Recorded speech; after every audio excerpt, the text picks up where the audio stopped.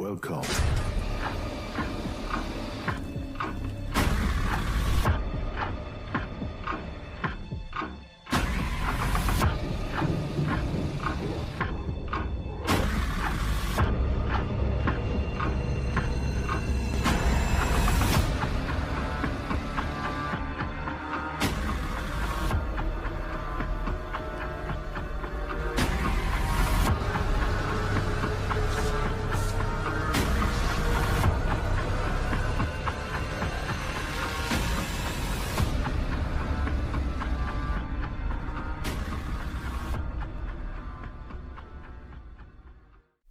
السلام علیکم دوستوں، ویلکم ٹو مائی چینل حقیقت کے افسانے ود مرتضیٰ۔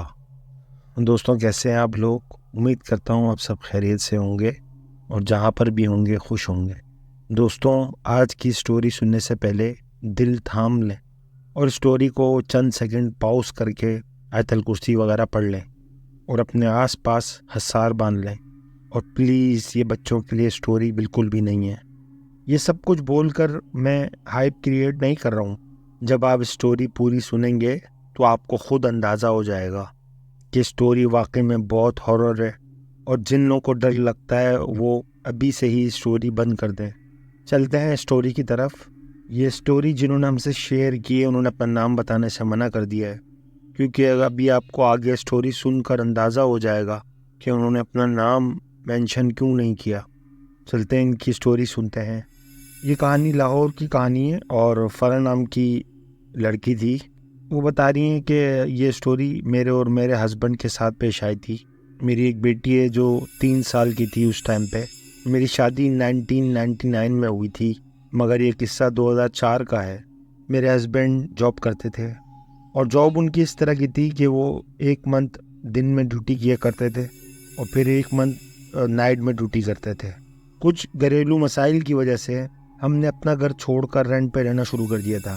یہ جو ہمارا رینٹ کا گھر تھا، یہ بیٹی کی دائی ماں نے ہمیں بتایا تھا کہ میرے گلی کی کارنر کا ایک گھر ہے، بہت پیارا اور بالکل نیا گھر بنا ہے، تم وہاں شفٹ ہو جاؤ۔ ہم گھر دیکھنے گئے، گھر بہت روشن تھا۔ مالک مکان سے ملے تو مالک مکان بھی بہت اچھے تھے۔ ہمیں گھر بھی پسند آیا اور مالک مکان کا لب و لہجہ بھی پسند آیا۔ ہم نے فٹافٹ اپنا سامان وغیرہ پیک کیا اور 3-4 دن میں ہم نے اپنا گھر شفٹ کر لیا۔ اس گھر کا نقشہ کچھ اس طرح کا تھا کہ گھر جو ہے وہ کارنر کا تھا، 2 گلیاں لگتی تھیں۔ دروازے سے داخل ہوتے ہی 2 روم تھے۔ آپ کے رائٹ پہ کچن تھا اور لیفٹ سائڈ کے اوپر واش روم تھے، اور الٹے ہاتھ پہ ہی ایک بیٹھک بھی تھی جسے ہم ڈرائنگ روم بھی کہتے ہیں۔ اس گھر میں بہت شور تھا کیونکہ دونوں طرف گلیاں لگتی تھیں، کبھی کوئی پھیری والا، کبھی کوئی بائک کا شور، کبھی کوئی گاڑی کا شور۔ لیکن جو رائٹ پہ روم تھا جس میں کوئی گلی نہیں لگتی تھی، اس روم میں بہت سکون تھا، بہت خاموشی تھی۔ ہم لوگ اگر روم کا دروازہ بند کر دیتے تھے تو کوئی شور، کوئی آواز نہیں آتی تھی۔ اکثر ہم لوگ دن کے ٹائم آرام کے لیے اس روم کو یوز کیا کرتے تھے۔ اچھا، اس روم میں نے اپنی بیٹی کے لیے شوقیہ ڈبل بیڈ بچھا رکھا تھا، جسے ہاسٹلز کے اندر بیڈ ہوتے ہیں، نیچے ایک بیڈ اور اس کے اوپر ایک بیڈ۔ حالانکہ میری بیٹی 3 سال کی تھی اور وہ میرے ساتھ ہی سویا کرتی تھی، اور ساتھ میں ایک لکڑی کی کرسی میں نے خرید کے رکھ دی تھی، اور ایک پیٹی تھی پرانی سی، اور ایک الماری تھی۔ جب ہم اس گھر میں شفٹ ہوئے تو میرے ہسبینڈ کی ڈے ڈیوٹی چل رہی تھی، کچھ ہی دن کے اندر ان کی نائٹ ڈیوٹی سٹارٹ ہونے والی تھی۔ بتاتی چلوں، میری ایک عادت تھی کہ جب میں کچن میں کھانا بنایا کرتی تھی تو اگربتی جلا لیا کرتی تھی اور دل و دل درود شریف کا ورد کیا کرتی تھی۔ یہ میری بچپن سے ہی میرے دادا اور دادی نے مجھے عادت دلائی تھی، اور وہ عادت تھی میری۔ ہمیں اس گھر میں شفٹ ہوئے 4-5 دن ہی ہوئے تھے۔ ایک دن میں کھانا بنا رہی تھی، کھانا بناتے بناتے مجھے ایک دم سے فیل ہوا جیسے میرے پیچھے کوئی کھڑا ہے، اور اس کا قد مجھ سے لمبا ہے۔ باقاعدہ مجھے فیل ہو رہا تھا کہ کوئی میرے شولڈر کے پیچھے سے اپنا فیس نکال کر میری ہانڈی کے اندر جاگنے کی کوشش کر رہا ہے کہ میں کیا بنا رہی ہوں۔ مجھے نظر تو کچھ نہیں آ رہا تھا، لیکن فیلنگز بہت اسٹرانگ آ رہی تھی۔ ایک دم سے مجھے جھرجھری سی آئی اور میں نے پیچھے پلٹ کر دیکھا تو وہاں کوئی موجود نہیں تھا۔ مجھے لگا کہ شاید میرا وہم ہوگا۔ ایسے جب بھی میں کھانا بنایا کرتی تھی تو مجھے معمول بن گیا تھا کہ یہ فیلنگ آتی تھی کہ کوئی اسی طرح پیچھے سے میری ہانڈی کے اندر جاگ رہا ہے، لیکن جب میں دیکھتی تو وہاں کوئی نہیں ہوتا۔ میں نے اپنے ہسبینڈ سے اس بارے میں ذکر نہیں کیا۔ ایک دن کیا ہوتا ہے کہ میں اپنی بیٹی کے ساتھ بیڈ روم میں لیٹی ہوئی تھی، میں آرام کر رہی تھی، میری بیٹی کارٹون دیکھ رہی تھی۔ میری بیٹی نے مجھ سے کچھ عجیب سی بات کی۔ اس نے کہا مما آپ کو پتہ ہے کہ آج جب آپ رات کو سو رہی تھیں تو ایک بیبی ہمارے بیڈ کے اوپر بیٹھا ہوا تھا۔ تو میں نے اس کی بات کا زیادہ نوٹس نہیں کیا، شاید کارٹون دیکھ رہی ہے، جو وہاں سے اس کے دماغ میں آیا شاید اس نے وہی بول دیا۔ تو میں نے اس سے کہا اچھا چلو بیٹا یہ بتاؤ بیبی تم نے دیکھا تو وہ کیسا تھا، وہ کیا کر رہا تھا؟ بچی نے کہا مما وہ ہمارے بیڈ کے پیچھے والے ڈور کے اوپر بیٹھا ہوا تھا اور ٹانگیں نیچے لٹکائی ہوئی تھیں اور اپنی ٹانگوں میں میرا سر پھنسا رہا تھا۔ میں اس کی بات سن کر ہنس پڑی کہ تم کہانیاں بہت اچھی بنا لیتی ہو بیٹا۔ وہ بھی ہنسنے لگ پڑی۔ پھر سبزی والا آ گیا، میں نے سبزی خریدی اور میں کھانا بنانے میں لگ گئی۔ 2 دن بعد ان کے والد کی ڈیوٹی کا نائٹ کا پہلا دن تھا اور میری اپنے ہسبینڈ کی غیر موجودگی میں اس گھر میں پہلی رات تھی۔ میرے تو مائنڈ میں بھی وہ بات نہیں رہی جو میری بیٹی نے مجھے بتائی تھی۔ میں سب بھول چکی تھی۔ گھر میں اور میری بیٹی تھے، ہم بیڈ روم میں ہی آرام سے سو رہے تھے۔ آدھی رات کو میں نے خواب میں دیکھا کہ میری بیٹی اسی بیڈ کی ڈور پر بیٹھی ہوئی ہے اور اس نے پاؤں لٹکائے ہوئے ہیں اور اپنے پاؤں میں میرے سر پھنسا کر فٹ بال کی طرح کبھی دائیں گھماتی ہے کبھی بائیں گھماتی ہے، اور مجھے اپنی گردن میں پین فیل ہوا۔ تو میں نیند میں اسے کہہ رہی ہوں بیٹا کیا کر رہی ہو، بیٹا نہ کرو، اور تبھی میری آنکھ کھلتی ہے اور میں کیا دیکھتی ہوں کہ وہاں تو کچھ بھی نہیں ہے۔ میں نے پلٹ کر اپنی بیٹی کی طرف دیکھا تو وہ سو رہی تھی۔ پھر میں سوچنے لگی او میرے خدا یہ کیا تھا؟ مجھے بہت ریئلس فیلنگ آئی تھیں اس خواب سے۔ پھر میں نے ڈر کے مارے اپنی بیٹی کو گود میں اٹھا لیا اور قرآنی آیات کا ذکر کرتی رہی۔ پھر پتہ نہیں کب خوف کم ہوا، کب مجھے نیند آ گئی اور کب میں سو گئی۔ صبح ہسبینڈ آئے تو میں نے ذکر کرنا مناسب نہیں سمجھا کہ ان کی پہلی ڈیوٹی تھی، میں ان سے کیا کہوں۔ اچھا میرے سامنے والی لائن میں 4 گھر چھوڑ کر میری دائی ماں کا گھر تھا جنہوں نے مجھے اس گھر کا بتایا تھا۔ تو میں نے سوچا کہ میرے ہسبینڈ نائٹ ڈیوٹی کر کے آئیں، وہ گھر میں آرام کر لیں، تو تب تک میں دائی ماں کے یہاں سے ہو کے آ جاتی ہوں۔ شام میں جب ہسبینڈ اٹھ جائیں گے تب تک میں آ جاؤں گی واپس۔ میں نے اپنے ہسبینڈ کو ناشتہ وغیرہ بنا کے دیا اور وہ ناشتہ کر کے کونے والے کمرے میں سونے کے لیے چلے گئے۔ میں نے گھر کو باہر سے لاک کیا اور بیٹی کو گود میں لیا اور میں دائی ماں کے یہاں چلی گئی۔ وہاں پر 3-4 گھنٹے گزارنے کے بعد میں شام میں واپس آ گئی۔ پھر میں گھر پہ آ کے کھانا بنایا، انہیں تیار کیا اور وہ نائٹ ڈیوٹی پہ چلے گئے۔ اس رات ٹی وی دیکھتے دیکھتے مجھے ایک دم سے خیال آیا کہ رات کو میرے ساتھ ایسا کچھ ہوا تھا۔ اب کیا کروں، ہوں بھی گھر میں اکیلی اور میرے ہسبینڈ کی 28 ڈیوٹیز باقی تھیں۔ میں نے سوچا اگر آج بھی کچھ ہوا تو آج تو میں مر ہی جاؤں گی۔ خیر میں نے درود شریف پڑھنا شروع کر دیا اور قرآنی آیات کا ذکر کرنا شروع کر دیا، اور ایسے ہی مجھے نیند آ گئی۔ بتاتی چلوں میری عادت تھی میں روم کا دروازہ کھول کر سوتی تھی۔ میں دروازہ بند کر کے نہیں سوتی تھی کہ مجھے ڈر لگتا تھا کہ ابھی کوئی آئے گا کہ اسے کھولے گا، تو بس اسی طرح کا وہم ہوتا تھا مجھے، تو اسی وجہ سے دروازہ میں کھول کر سویا کرتی تھی۔ آج رات مجھے فیل آ رہی تھی کہ کوئی صحن کے اندر چل رہا ہے، کوئی بیٹھک میں بیٹھا ہے، کوئی واش روم سے نکلا ہے اور کچن میں کوئی کھانا بنا رہا ہے۔ اس طرح کی فیلنگز مجھے پوری رات آتی رہی۔ خیر اللہ اللہ کر کے صبح ہوئی تو میرے ہسبینڈ آئے اور کہنے لگے کیا ہوا، تمہاری شکل ایسی کیوں ہو رہی ہے، کیا تم پوری رات نہیں سوئی، تم ٹھیک تو ہو؟ تو میں نے کہا ہاں نیا گھر ہے تو عادت نہیں ہے، اسی وجہ سے میری نیند بھی پوری نہیں ہوئی۔ تو انہوں نے کہا کہ اب کیا کرنا ہے، تم نے سونا ہے؟ میں نے کہا نہیں آپ سو جائیں، میں بیٹی کو لے کے دائی ماں کے یہاں جا رہی ہوں۔ اب 4-5 دن سے میری یہی روٹین تھی کہ میرے ہسبینڈ نائٹ ڈیوٹی کر کے آتے، میں گھر کا سارا کام کر کے دائی ماں کے یہاں چلی جاتی اور 4 بجے کے قریب سبزی وغیرہ لے کر میں گھر آ جایا کرتی تھی۔ پھر میں ہسبینڈ کو جگا دیتی تھی، اسی طرح وہ ڈیوٹی کے اوپر چلے جاتے تھے، اور ایسی رات کو مجھے فیلنگز آئی کہ کوئی ہمارے گھر کے اندر موجود ہے، لیکن میں اپنے ہسبینڈ کو بتا کر پریشان نہیں کرنا چاہتی تھی۔ ایک دن کیا ہوا کہ ایک دن رات کو میں سو رہی تھی، رات کے تقریباً 3 بجے کا ٹائم تھا۔ میری امی میرے روم میں آئی اور میری کمر پہ دونوں ہاتھ رکھے ہوئے ہیں، وہ روم میں ادھر سے ادھر پھر غصے کے اندر گھوم رہی ہیں جیسے کچھ ڈھونڈ رہی ہوں، پورے کمرے میں ادھر سے ادھر چکر لگا رہی ہیں، اور یہ سب میں خواب میں دیکھ رہی ہوں، اور وہ میرے پاس آتی ہیں اور جیسے کسی کو لعنت دیتے ہیں نا، ایسے اشارہ بالکل وہ میرے فیس کے اوپر آ کر کرتی ہیں، اپنا ہاتھ میرے فیس تک لاتی ہیں، اور جیسے وہ اپنا ہاتھ میرے فیس تک لے کر آئیں، آپ یقین کریں کہ مجھے وہ ہاتھ اپنے فیس کے اوپر محسوس ہوا، اس ہاتھ کی گرمی اور اس ہاتھ کی فیلنگز مجھے بہت اسٹرانگ آئیں۔ میں چیخ مار کر اٹھ گئی اور جب دیکھا تو کوئی بھی نہیں تھا، مجھے ایسا سچ میں لگا کہ میری والدہ واقعی روم میں آئیں اور انہوں نے آ کر ایسا کیا ہے، اور میں بتا نہیں سکتی کہ مجھے کیسا فیل ہو رہا تھا۔ دماغ ایکسیپٹ نہیں کر رہا تھا۔ حالانکہ امی کراچی میں تھیں اور میں لاہور میں تھی۔ میرے ہسبینڈ صبح آئے، انہوں نے مجھ سے پوچھا کہ کیا ہوا ہے، آج تم بہت پریشان لگ رہی ہو۔ تو میں نے کہا ہاں، آج میں بہت ڈر گئی ہوں۔ وہ ہنسنے لگے اور کہنے لگے کہ تم بھی ڈرتی ہو۔ بہرحال انہوں نے کہا کہ تم اکیلی تھی شاید، اسی لیے تم ڈر گئی ہو۔ بات انہوں نے مذاق میں ہی ختم کر دی۔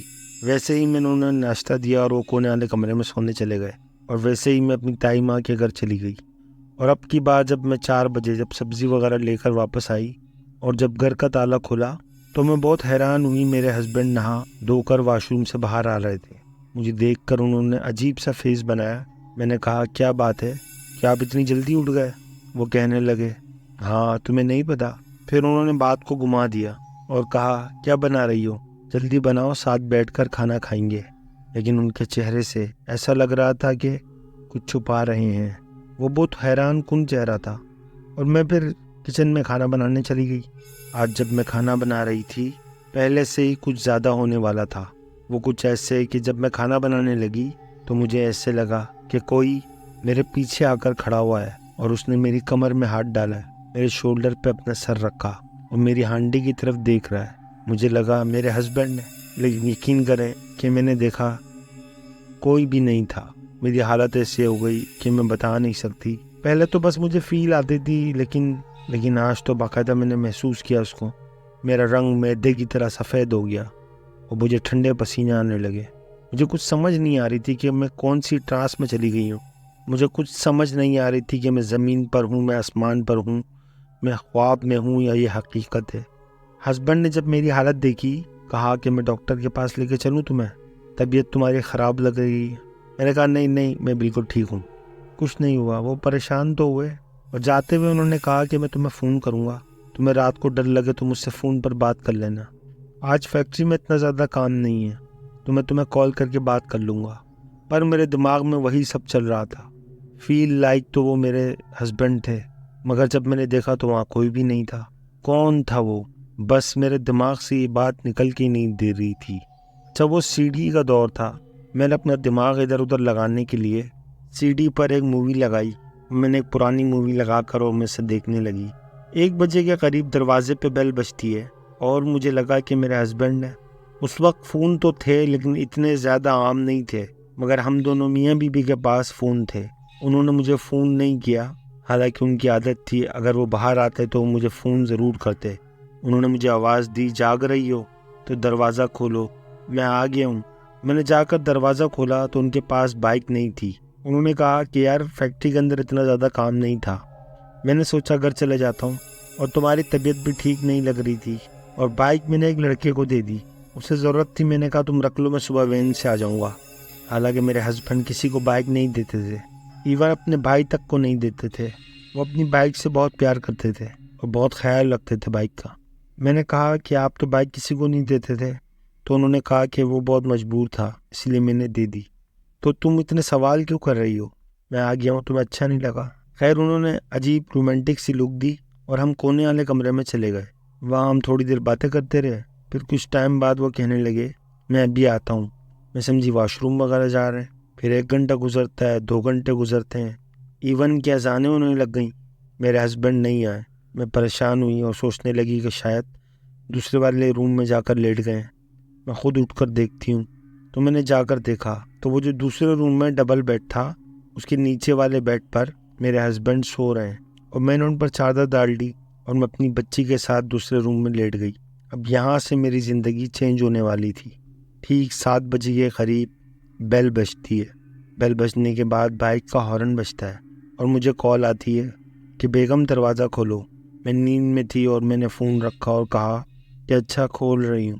میں رینڈملی اٹھی اور دروازے پہ گئی اور دروازہ کھولا۔ میرے ہسبینڈ بائک لے کے اندر آئے، انہوں نے بائک لگائی اور میں بیڈ پر جا کر لیٹی، اور ساتھ ہی مجھے ایک دم یاد آیا کہ یہ کس ٹائم چلے گئے بائک لینے۔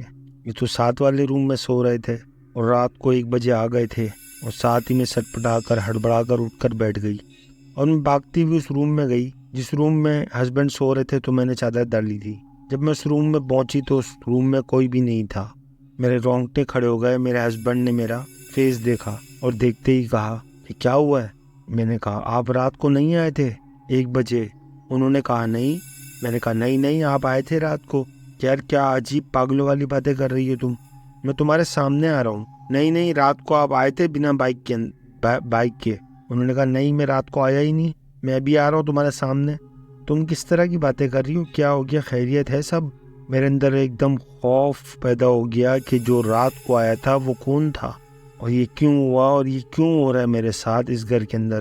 میرے ہسبینڈ میرے سے پوچھتے رہے، میری زبان بند ہو گئی، مجھ سے بالکل بولا نہیں جا رہا تھا۔ میں اسی سوچ میں پڑ گئی کہ وہ جو رات کو آیا تھا وہ کون تھا۔ بس میری حالت ایسی ہو گئی کہ جیسے کوئی نیم بے ہوش آدمی نہیں ہوتا ہے، اس طرح کی حالت ہو گئی میری۔ میرا ایک رنگ آ رہا تھا اور ایک رنگ جا رہا تھا۔ خیر اسی دن شام کو اٹھ کر انہوں نے کہا کہ آج میں چھٹی کر لیتا ہوں، تمہاری طبیعت مجھے ٹھیک نہیں لگ رہی، اور مجھے اپنی طبیعت بھی ٹھیک محسوس نہیں ہو رہی، تھکاوٹ سی فیل ہو رہی ہے۔ اب ان کے ہسبینڈ تو گھر پہ رک گئے تھے۔ اب یہ بولتے ہیں کہ چلو ناشتہ جو ہے ہم باہر سے جا کر کرتے ہیں، کیونکہ آج میں نے چھٹی کا پلان کیا ہے، مجھے جانا تو نہیں ہے فیکٹری، تو ہم باہر چل کے کچھ کھاتے ہیں۔ تو یہ میاں بیوی بچے تینوں باہر چلے گئے کھانا کھانے کے لیے۔ گھنٹہ ڈیڑھ یہ لوگ گھومتے رہے، کسی پارک میں جا کر بیٹھ گئے، اور پھر وہاں سے واپس آئے گھر کی طرف۔ راستے میں سے انہوں نے سبزی وغیرہ لے کر یہ گھر آ گئے تو ہسبینڈ جا کر اسی کمرے میں لیٹ گئے، کونے والے کمرے کے اندر، اور ان کی جو وائف تھی وہ کھانا پکانے میں مصروف ہو گئی۔ اچھا یہ سبزی کاٹ رہی تھی، تو بیسن کے نیچے جو کھانا ہوتا ہے نا، جس کے دروازے ہوتے ہیں، کیبنٹ جو ہوتا ہے، تو وہاں سے ان کو ایسا لگا کہ کوئی دیکھ رہا ہے۔ جب انہوں نے کھولا تو وہاں ایک بچہ بیٹھا ہوا تھا، تو یہ وہ دیکھ کر وہاں سے چیخ کر کمرے کی طرف بھاگی، اور جا کر اپنے ہسبینڈ کو بتایا کہ اس کھانے کے اندر کوئی بیٹھا ہوا ہے اور وہ مجھے دیکھ رہا تھا۔ وہ بالکل بھی انسان کا بچہ نہیں تھا، کیونکہ اس کی آنکھیں بہت بڑی بڑی تھیں اور بالکل کالی تھیں، یعنی وائٹ نہیں تھا اس کی آنکھوں میں۔ تو اس کے ہسبینڈ ہنسے اور اٹھے جب اس نے دیکھا کہ اس کی حالت واقعی میں خراب ہو رہی ہے۔ تو انہوں نے جا کر کیبنٹ میں دیکھا تو کیبنٹ میں کچھ بھی نہیں تھا۔ وہ بہت پریشان ہوئے، انہوں نے آ کے بولا تمہارا وہم ہوگا، تم اس طرح کی باتیں کرتی ہو۔ اس طرح کر کے انہوں نے بہلا پھسلا کر اس کو چپ کرا دیا۔ بہرحال وہ دوبارہ آئے، کھانا بنانے میں لگتے ہیں، کھانا وانا کھایا اور یہ پھر سو گئے رات کو۔ اچھا جب یہ رات کو سوئے تو ہسبینڈ تو ان کی جاب پہ گئے نہیں تھے، تو وہ بھی گھر پہ ہی تھے ان کے ساتھ۔ تو دروازہ جو ہے ان کا، جو باہر کا دروازہ تھا، وہ زور زور سے بجنے لگا۔ تو ہسبینڈ اٹھے اور اٹھ کر جا کر دروازہ کھولا، انہوں نے دیکھا تو دروازے پہ کوئی بھی نہیں ہے باہر۔ اچھا وہ بڑے پریشان ہوئے کہ یار اتنی رات کو یہ دروازہ کون بجا رہا ہے، کون پیٹ رہا ہے۔ اچھا ان کے گھر کے سامنے نا بالکل ایک پلاٹ خالی تھا، جس میں مشہور تھا کہ پرانے زمانے کا کنواں ہے۔ تو ان کی نظر وہاں پڑی، تو وہاں کچھ نظر آیا کہ 4-5 بچے رات کے اس پہر کھیل رہے ہیں۔ یہ بہت پریشان ہوئے اور واپس آ کے دوبارہ یہ سو گئے۔ اچھا پھر تھوڑی دیر بعد جب دوبارہ دروازہ بجا تو یہ دروازے پہ آئے اور بچوں پہ چیخنے لگے، کیونکہ وہ دروازے پہ پھر کوئی نہیں تھا۔ چیخنے لگے کہ تم لوگوں کو شرم نہیں آتی۔ تو وہ جب بچوں کو دیکھا انہوں نے، اور بچے ان کے قریب آئے یکدم، یعنی کہ چل کے آتا ہے ایک دم سے، وہ ان کے اتنے قریب آ گئے۔ جب انہوں نے ان کا چہرہ دیکھا تو ان کے چہرے کا شیپ نہیں تھا، اور دوسرا آنکھیں تھیں جو بڑی بڑی آنکھیں تھیں، کالی آنکھیں تھیں بالکل نا، یعنی آنکھوں کے اندر سفید نہیں تھا، بالکل بلیک آنکھیں تھیں۔ اور یہ ہم لوگ جو ٹینس بال کھیلتے ہیں نا، اس بال کے برابر آنکھیں تھیں، اور چہرے کا شیپ نہیں تھا، یعنی کہ شیپ نظر نہیں آ رہا تھا۔ یہ باغے ہڑبڑا کے اندر آئے تو ان کی بیگم ڈر کے مارے اٹھ گئی اور بولنے لگی کیا ہوا ہے کیا ہوا ہے۔ تو انہوں نے اپنی بیگم کو بتایا کہ بھائی اس طرح جو تم بتا رہی تھی، مجھے لگا کہ تمہارا وہم ہے، لیکن تم سچ بول رہی تھی۔ ادھر اس علاقے کے اندر بہت ساری ایسی چیزیں موجود ہیں جو باقاعدہ اب ہمیں نظر آنا شروع ہو گئی ہے۔ اچھا اسی طرح رات گزر گئی، پوری رات ہم میاں بیوی سو نہیں سکے۔ صبح ہوئی تو میں نے ناشتہ بنایا، ہم نے ناشتہ کیا۔ اس کے بعد میرے ہسبینڈ مالک مکان کے پاس گئے، اس کو کہنے لگی کہ اس گھر میں کیا ماجرا ہے، کوئی ماجرا ہے؟ تو مالک مکان نے کہا بیٹا اس سے پہلے کچھ لوگ رہ رہے تھے تو ایسا کوئی ماجرا نہیں تھا جو تم بتا رہے ہو سکتا ہے یہ تم لوگوں کے ساتھ آئے ہو، کیونکہ اس سے پہلے تو کبھی ایسا ہوا نہیں۔ خیر، ان کی بیگم کی تو بہت حالت خراب ہو گئی تھی، اسی لیے وہ اپنی دائی اماں کے پاس گئیں اور ان کو سارا ماجرا بتایا کہ جب اتنا کھل کے ان کے سامنے آ گیا تو ان کی دائی اماں نے بتایا کہ برابر والے علاقے میں ایک بنگالی عامل رہتا ہے جو ایسے جنات وغیرہ کے اوپر اثر رکھتا ہے، ان پہ قابو کر سکتا ہے ان کو، تو بیٹا ہم چلتے ہیں ان کے پاس، ان کو بلا کر لاتے ہیں۔ تو اس نے آگے اپنے ہسبینڈ کو بتایا، اس کے ہسبینڈ نے بولا کہ تم نہیں جاؤ، میں چلے جاتا ہوں۔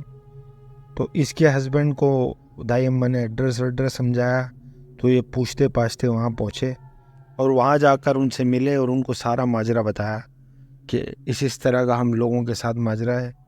تو وہ جو شخص تھا وہ بہت پہنچا ہوا لگ رہا تھا اور عطر کی خوشبو آ رہی تھی اس کے اندر سے، یعنی کہ اس کے پاس جانے سے ہی بالکل دور سے ہی اس کی خوشبو وہ مہک رہا تھا بہت نا، جو عامل تھا۔ باہر ہم اس کو لے کر یہ بائک پہ بٹھا کر اپنے گھر لے کے آئے اور شام کا ٹائم ہو گیا تھا، تقریباً 6-6:30 بجے کا، اذانوں کا ٹائم جو ہوتا ہے۔ تو لا کر انہوں نے بولا کہ بیٹا ابھی تو نماز کا ٹائم ہو گیا ہے، ہم ایسا کرتے ہیں کہ نماز پڑھتے ہیں، اس کے بعد پھر تمہارے گھر کا حصار کھینچیں گے اور پھر دیکھتے ہیں کہ تمہارے گھر میں کیا کیا چیزیں موجود ہیں جو تمہیں پریشان کر رہی ہیں، تمہیں تنگ کر رہی ہیں۔ بہرحال یہ اور ان کے شوہر تو ادھر چلے گئے مسجد، اور جو ان کی بیگم تھی وہ وہاں سے آئی نہیں دائی اماں کے یہاں سے، کیونکہ وہ ڈر اور خوف کی وجہ سے اتنا پریشان ہو گئی تھیں کہ ان کی ہمت نہیں ہو رہی تھی کہ اس سے پہلے کہ یہ معاملات کلیئر کریں میں گھر جاؤں۔ بہرحال جب وہ واپس آئے اور انہوں نے اپنا عمل کمرے میں آ کر شروع کیا تو انہیں بہت شور شرابہ، چیخنے کی چلانے کی آوازیں آنے لگیں اور ان کو کہنے لگے کہ تم یہاں سے چلے جاؤ۔ اچھا، جو بلب لگے ہوئے تھے وہ سارے پھٹ گئے، بالکل اندھیرا ہو گیا کمرے کے اندر، اور پھر جو ہے عامل نے اپنا حصار کھینچنا شروع کیا، جب اپنے آپ کو حصار کے لیے باندھنا شروع کیا کہ یہ مجھے نقصان نہ پہنچا سکیں، تو عامل کو لاتے اور مکے پڑنے لگے نا، ایسا لگا کہ کوئی مار رہا ہے۔ تو ان کے شوہر تو نکل کے بھاگ گئے اسی ٹائم، اور عامل بھی کرتا کراتا وہاں سے لنگڑاتا ہوا باہر آیا۔ تو جب محلے والوں نے دیکھا تو ان کی جو ٹانگ تھی نا وہ ٹوٹ گئی تھی گھٹنے سے، وہ جو عامل تھا، حالانکہ جوان عامل تھا، کوئی اتنا بزرگ نہیں تھا۔ پورا محلہ جمع ہو گیا اور ایک شور، ایک ہل مچ گیا کہ آخر یہ اس گھر میں ہو کیا رہا ہے۔ اور جب یہ عامل باہر آیا تو گھر میں سے چیخنے کی، چلانے کی آوازیں آنے لگی، رونے کی آوازیں آنے لگی، اس طرح کا معاملہ ہوا۔ تو جب عامل کو باہر بٹھا کر لوگ اٹھا کر ہاسپٹل لے کر گئے، جب ہاسپٹل میں دوسرے دن بعد، کیونکہ یہ اس کے بعد گھر نہیں گئی فیملی، یہ اپنی ادھر ہی رہے اور یہ اپنے بھائی کے گھر چلے گئے، ان کے شوہر نا، اس طرح ہی انہوں نے گزارا۔ 2 دن بعد جب عامل تھوڑا ہوش میں آیا تو اس سے پوچھا کہ اندر ایسا کیا ماجرا ہوا تھا اور آپ کی ٹانگ کس نے توڑی؟ تو اس نے بتایا کہ بھائی یہ کوئی ایک جنات نہیں ہے، ادھر 16,000 یا 17,000 جن رہتے ہیں اسی احاطے کے اندر، یہ جو محلے کا یہ والا ایریا ہے، اس ایریے کے اندر، اور سارے ناپاک ہیں، وہ یعنی پاک نہیں ہے، گندے برے بولتے ہیں نا، جو شیطانی جن ہیں اور شیطان کے لیے کام کرتے ہیں، سارے جادو ٹونے وغیرہ یہ سب کرتے ہیں۔ تو مجھے انہوں نے پہلے ہی کہا کہ جب میں اندر گھر میں گھسا تو کہہ دیا تھا کہ تم یہاں سے چلے جاؤ ورنہ نقصان اٹھاؤ گے، اور مجھے آئیڈیا نہیں تھا یہ اتنے طاقتور ہوں گے کہ یہ مجھے اتنا نقصان پہنچا لیں گے۔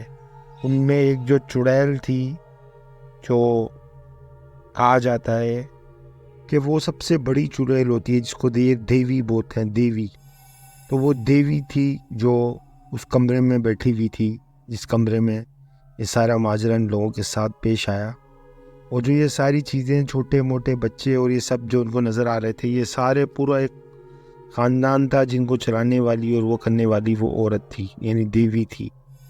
تو بہرحال ان کو اور کچھ تو سوجا نہیں، انہوں نے بولا کہ اب گھر خالی کریں اور ہم یہاں سے شفٹ ہونے کی کریں، کیونکہ اس طرح تو ہمیں اپنی زندگی تباہ نہیں کرنی۔ بہرحال انہوں نے دن ہی دن میں اپنا سامان اٹھایا اور یہ وہاں سے گھر چھوڑ کر شفٹ ہو گئے۔ اگر میری کہانی آپ کو پسند آئی ہو، کیونکہ میں بہت محنت کرتا ہوں اس کے اوپر، تو پلیز لائک کیے گا، شیئر کیجیے گا اور سبسکرائب کیجیے گا۔ بہت شکریہ۔ اور کمنٹس میں مجھے بتا سکتے ہیں کہ میں اس میں مزید بہتری کس طرح لا سکتا ہوں۔